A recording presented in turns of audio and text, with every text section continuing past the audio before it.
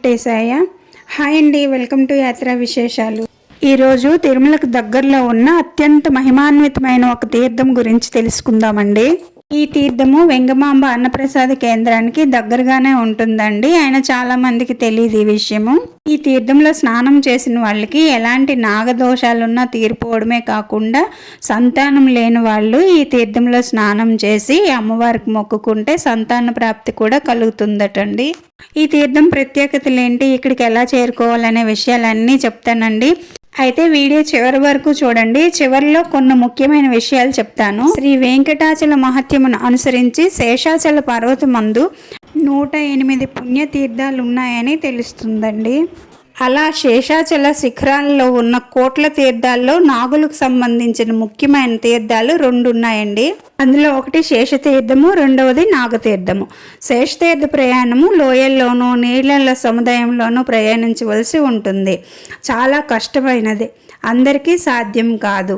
అలా శేషతీర్థం వెళ్ళలేని వారికి శ్రీవారి ఆలయానికి అత్యంత సమీపంలో ఉన్న సులువుగా వెళ్ళి దర్శించుకోగలిగిన తీర్థము నాగతీర్థం అండి.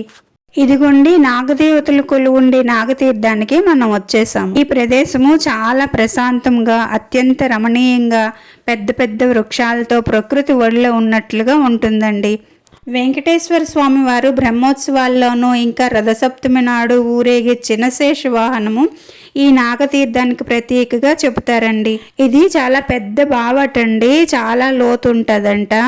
ఇందులో వెంకటేశ్వర స్వామి వారు చిన్నశేష వాహనం మీద కొలువు తీరు ఉన్నారని చెబుతున్నారండి ఇక్కడ పురోహితులు. మనకి ఎలాంటి నాగదోషాలున్నా ఈ తీర్థంలో స్నానం చేసి ఆ వెంకటేశ్వర స్వామివారి అష్టాక్షరి మంత్రాన్ని ఓం నమో వెంకటేశాయ అని 108 సార్లు జపించి ఈ తీర్థాన్ని స్వీకరిస్తే నాగదోషాలు తొలగిపోతాయని, అలాగే సంతానం లేని వారు ఈ తీర్థంలో స్నానం చేసి ఇక్కడున్న నాగదేవతను పూజిస్తే సంతానం కలుగుతుందని ఇక్కడ పూజారి గారు చెప్తున్నారండి.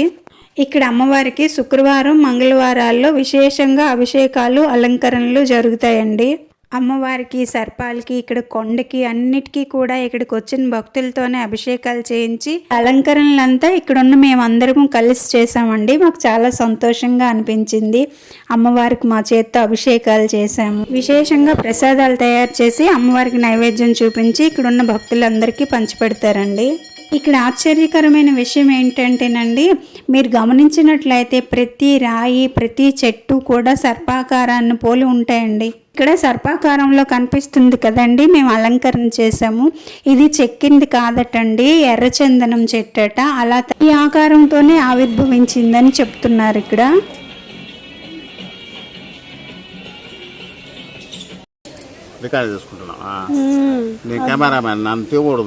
పూజారి గారు ఇక్కడ విశిష్టత చెప్తుంటే నేను రికార్డ్ చేస్తున్నానండి. నేను ఇక్కడ కెమెరామెన్ అమ్మా, నన్ను చూపించకూడదు నువ్వు అంటున్నారు ఆయన. ఈ తీర్థంలో నీరు తాగొచ్చండి, మేము తాగాము, చాలా బాగున్నది. ఈ తీర్థం యొక్క విశిష్టత అంతా బాగుంది, కానీ ఈ బావిలో స్నానానికి దిగడం మాత్రం అంత సేఫ్ కాదని నాకు అనిపించిందండి.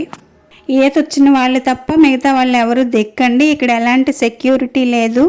అండ్ ఇక్కడ రావడానికి కూడా ఎక్కువ మంది మహిళలు అయితే రండి, ఒకరిద్దరు అయితే రాకండి. ఈ ప్రదేశం కొంచెం నిర్మానుష్యంగానే ఉన్నదండి. అలాగే త్రావ కూడా అంత బాగోలేదు, రోడ్డు అది లేదు, చెత్త చెదారము, రాళ్ళు అన్నీ ఉన్నాయి. మేమైతే గ్రూప్ అందరము వచ్చాము. పైగా ఆ రోజు శుక్రవారం కాబట్టి మాతో పాటు ఇంకో 2-3 గ్రూపులు కూడా వచ్చాయి కాబట్టి ఇక్కడ కొంచెం సందడిగా ఉన్నదండి. మిగతా రోజుల్లో అయితే అంతగా ఎవరు రారనే అనిపిస్తుంది ఇక్కడ వాతావరణం చూస్తుంటే. ఇక్కడికి ఎలా రావాలనేది ఇప్పుడు తెలుసుకుందాము. మీరు వరాస్వామి బస్ స్టాప్ దగ్గర రోడ్ క్రాస్ చేసి తిన్నగా వచ్చేస్తే మీకు సేవా సదన్ 1, 2 కనిపిస్తాయండి.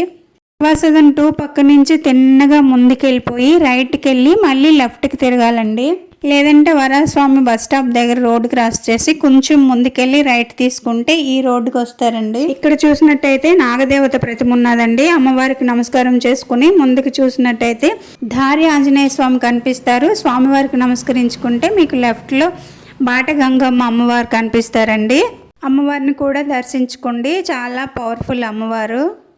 నేను ఆ వీడియో కూడా చేశాను, కావాలంటే డిస్క్రిప్షన్లో లింక్ ఇస్తాను, ఒకసారి చూసేయండి. అమ్మవారి దర్శనం చేసుకున్న తర్వాత అక్కడి నుంచి ఇంకాస్త ముందుకెళ్ళి లెఫ్ట్కి తిరిగితే మీకు నాగతీర్థం వస్తుందండి.